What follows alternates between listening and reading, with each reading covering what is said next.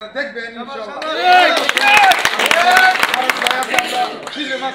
আমাদের নেতা মিলে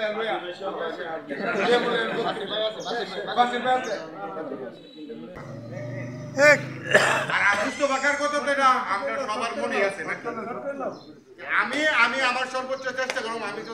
আমি আমার মোল্লার শান্তি আমার অ্যাকসেপ্ট করে থেকে 3 নম্বর অ্যাকসেপ্ট করে থেকে 5 নম্বর। যেমন আমি মিছিল হাতে দিয়ে আমার ভাই রঞ্জন বেলুকে কেসা কিছু আমাকে আমরা একই মোল্লার মানুষ, আমরা একই সমাজের মানুষ, একই আত্মীয়স্বজনের মানুষ। তারপর আমি চেষ্টা করব আমি আমার সর্বোচ্চটা দিয়ে হওয়ার জন্য। আমরা শ্রমিক মানুষ, আমরা হয়তো হাওয়াই, আমরা তো টাকা দিয়ে যেতে পারি না। টাকা আওয়ামী লীগ যে হাওয়া সে দিয়ে গেছে, এই যে সব কি পরিমাণ টাকা যে হারা দেওয়া দিয়ে গেছে, তো বাবা চেয়ে আসছে আমরা কাম করে 10 টাকা হাওয়া দিয়ে শুরু লাগে।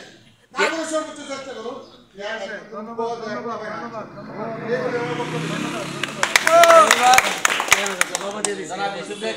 বক্তব্য নিয়ে আসছেন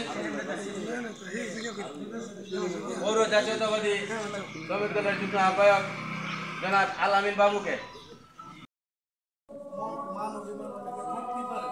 আসলে একটা সংগঠন করলে সবাই সবকিছু বলা যায় না, সবকিছু শেয়ার করা যায় না।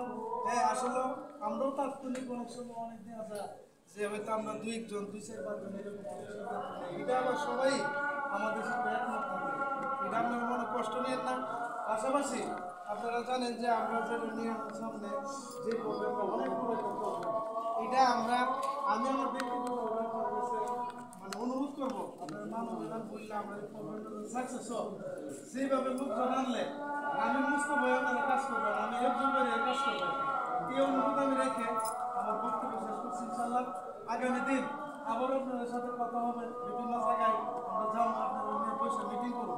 এখন এই পর্যায়ে বক্তব্য রাখবেন আজকে আমাদের জেলা শ্রমিক দলের সম্মানিত সভাপতি, আমার প্রাণপ্রিয় নেতা, যিনি বিভিন্ন গাইডলাইন আসলে শ্রমিক দলের পরিচালনা করি, আমাদের হেফজু ভাইকে আজকে আমাদের গাইড মানে নির্দিষ্টভাবে আমাদেরকে এটা পরিচালনার জন্য বা কীভাবে করতে পারি এটার একটা বক্তব্য দেবে।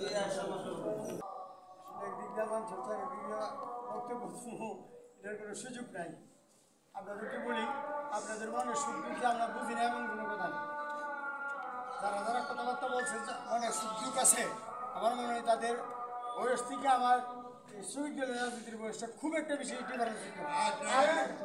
আপনাদের মনের ভাব বুঝে আমি সব কাজ করব, করে দেব, কিন্তু ডাকলি যদি আপনারা 10টা বাজে ডাকি আর আপনারা 1টা বাজে আইয়েন, আমার কি ধৈর্য থাকার কথা যে 20 ঘন্টা অপেক্ষা করে আপনার কথা বলবো।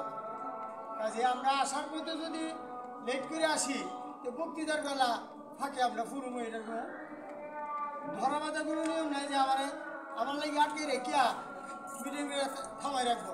বক্তৃতা চলতে থাকবো, একটা সময় আমি আর বক্তৃতার সিরিয়াল পাবো না।